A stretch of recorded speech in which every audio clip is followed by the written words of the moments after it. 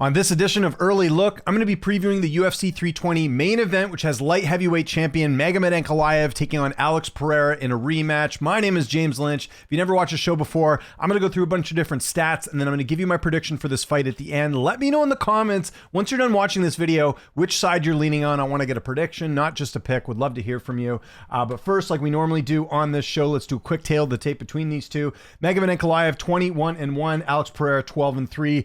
33 years old to 38, 6'3" to 6'4", 75-inch reach compared to 80. So Alex Pereira going to be a little bit bigger, but he's also 5 years older. Magomed Ankalaev with more MMA fights. We know the kickboxing background of Alex Pereira. But let's start first with the current champion, Magomed Ankalaev, as we dig a little bit deeper into what he is going to be bringing to this fight. So I mentioned it there. He's got a 21-1 record.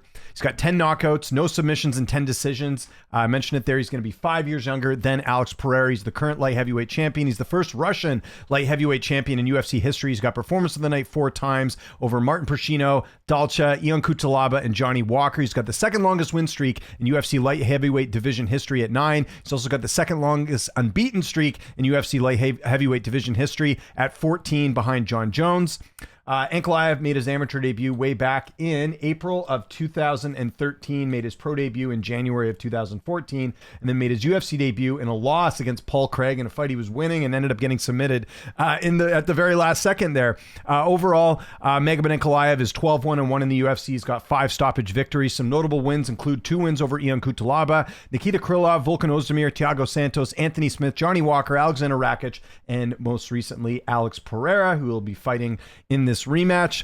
He's only got 1 loss there to Paul Craig, and then he had a draw with Jan Blachowicz. He's only had 1 major layoff in his career. That was the fight going from Jan Blachowicz to Johnny Walker. There was a 315-day layoff. Outside of that, been pretty active. Did fight Pereira earlier this year back in March.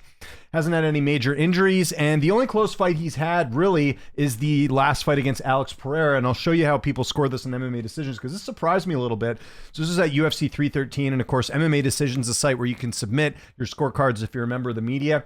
Look at this, almost split here on the media scorecards. I was actually surprised by this because when I watched that fight, I thought Ankalaev clearly won, but digging a little bit deeper, does seem like people feel differently. So if you look at the math there, 11 media members scoring the fight for Ankalaev, 1 scoring it a draw, and 9 scoring it for Pereira. I wonder how they determined the draw. What was a 10-8 round?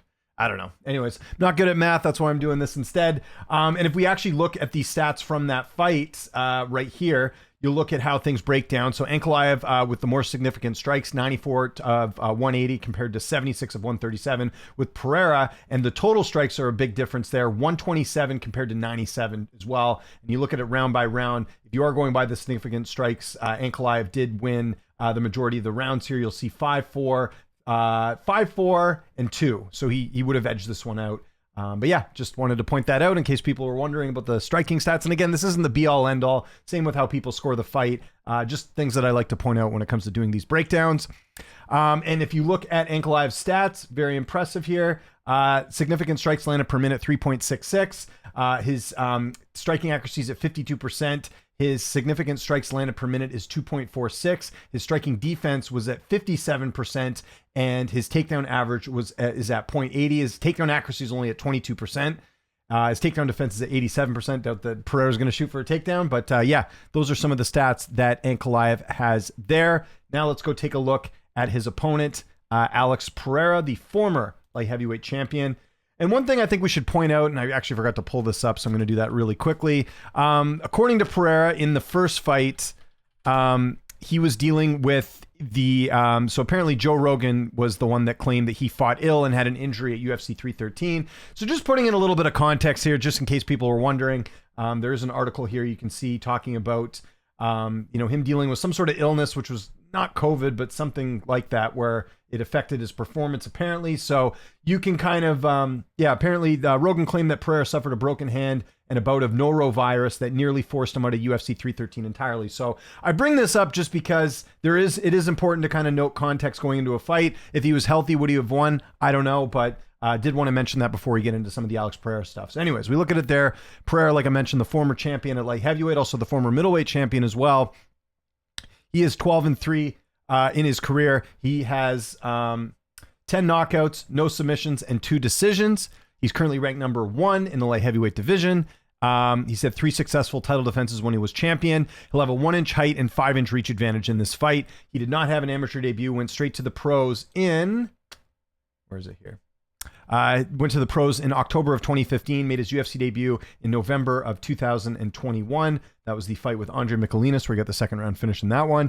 He is 9-2. In the UFC, he is, what do we got here? 1, 2, 3, 4, 5, 6, 7, 8, 9. Yeah, he's 9-2 in the UFC. He's got 7 stoppage victories.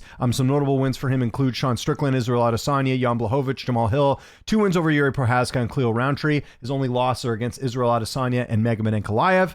He had a 33-7 kickboxing record. He had 21 knockouts in his kickboxing career. Just something I wanted to mention. And then he has 2 wins over Israel Adesanya in kickboxing as well. Hasn't had any major layoffs or injuries throughout his career. And I mentioned it already, the Magomed Ankalaev fight, media was a bit split on that one. The majority did feel like Ankalaev won that fight. Like I said, 11 media members scored that fight compared to 9 for just Pereira. We look at the stats here for Alex Pereira, a little bit different than what you're getting with Magomed Ankalaev. So you can see the strikes landed per minute is a significant strikes landed per minute is 5.0. Striking accuracy is at 62%, so he does hit the mark a lot. His striking defense is at 53%. His takedown average is at 0.11. His takedown accuracy is at 50%, and his takedown defense is at 78%. His sub average is at 0.2. And we do have some odds for this fight. Let's go talk about that. So you'll see right now, Ankalaev a slight favorite here, almost 2-1 over Alex Pereira, with Pereira being around a plus 150 up to upwards of plus 170 underdog, and Tapology telling a similar story. This is where people can submit their picks. You'll see 63% of people picking Ankalaev, just 37% picking Pereira. Which way am I going on this one? I will leave no more suspense in this video. I'm going to be going with Magomed Ankalaev by a decision, and I think it's going to play out very similarly to the first fight. So if you look at it here, you will note that most of Ankalaev's wins are by knockout, 11 total. He's got 10 decision wins, but I just don't see him knocking out Alex Pereira, honestly. If you look at Ankalaev and who he's finished, they're lower level opposition when it comes to the guys that he's finished: Johnny Walker, Anthony Smith, Kutalaba. He hasn't been able to finish, a Jan Blachowicz or a Thiago Santos or Volkan Ozdemir. So he does have finishing ability. I just don't think, and actually that Anthony Smith one was more of an injury than anything. I remember Smith was injured and basically couldn't do much, and so Ankalaev was able to take advantage. So kind of the point I'm making is that Ankalaev doesn't have that like one punch knockout power that Pereira does. So I highly doubt he knocks out Pereira. I also highly doubt he submits him. He doesn't have any submission victories, and yeah, so I think decision is more likely here for Ankalaev. That's where 48% of his wins come.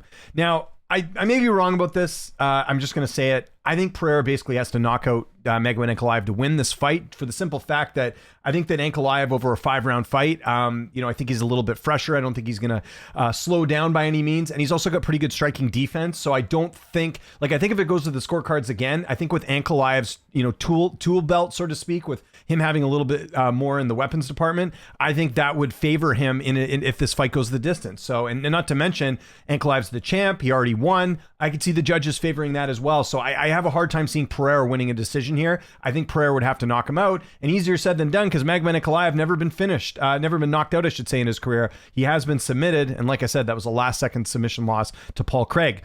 We could also make the argument, too, that, yes, Pereira could have been compromised going into this fight, but how do you explain the Khalil Rountree fight? That was a fight where he was heavily favored to win. He was losing some of those rounds, and it was only him getting the finish late in the fight that he was able to, get the win over Khalil Rountree. There could be a possibility of a decline on Alex Pereira. He's 38 years old now. That's something to kind of keep in mind when you're looking at him. Is there, at some point, age does catch up to everyone? Are we seeing a bit of a decline with Pereira? Again, maybe he did have the illness and the injury, and that's the reason he didn't win the last fight. But I think there's also an argument for a possible decline there as well, too. The big thing, though, for me, this really has more to do with Ankalaev. He's just has very little weaknesses. He's good everywhere, good ground game, good wrestling, good stand-up. I showed you the stats from the last fight. The fact that he stood and traded with Alex Pereira, a guy who's extremely dangerous, means that his stand-up's quite good. And then again, if you look at the striking defense on his end with Ankalaev, it's still over 50%. It's almost 60% his striking defense. So he's tough to hit. So I think with all those things factored in, I think Ankalaev wins. I don't know what Pereira's done over the last couple of months that's going to make him win. I think Pereira and his team, and I think even the UFC is kind of well, maybe he was compromised going into the first fight and he can get it done. And it could very well happen in this spot. Maybe that is what's going to happen, but I just haven't seen many weaknesses for Magomed Ankalaev, so there's no way I could pick against him here. Not to mention, we just had a fight earlier this year where Ankalaev looked great and got the win. So I'm going to go with Magomed Ankalaev by decision. So I want to know what you guys think in the comment section below. Which way are you leaning on this fight? Who are you picking? I want to get your prediction on this fight. Let me know how you think it goes. Follow me on Twitter, TikTok, Instagram, @Lynch on Sports. My name is James Lynch. Thanks so much for watching. This is Early Look, and I'll see you next time.